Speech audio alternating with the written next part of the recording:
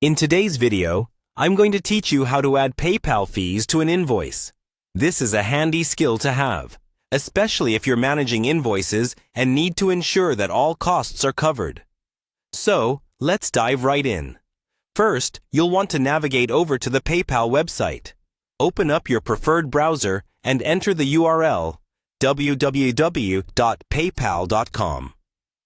You'll find yourself on the homepage, which offers a suite of options and services PayPal provides, from sending money to managing your balance.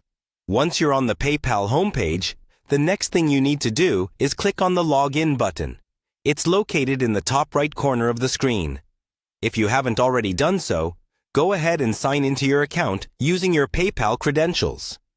This is crucial as you'll need access to your account in order to create and manage invoices. After you've logged in, you might encounter a security prompt that gives you the option to receive a text message for verification.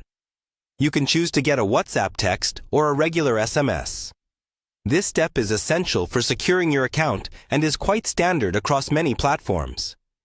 Now, you'll find yourself back on the PayPal home screen, also known as your account summary. From here, you'll want to locate and click on the option labeled Create an Invoice. This is generally found within the Tools or the Menu section of the page.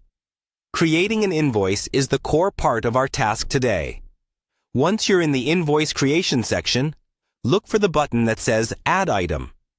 This feature allows you to input specific details about the service or product you're invoicing for. Here, you can list the items or services provided and add the corresponding costs. This is where you'll include the base price of the product or service itself. To incorporate the PayPal fee into your invoice, you need to account for it within your total. A straightforward approach is to calculate the percentage PayPal charges, typically around 2.9% plus a fixed fee, and add this to your invoice's total. You can do this manually by multiplying the total amount by this percentage and then adding the fixed fee. Once you have that fee value, list it as an additional line item on the invoice.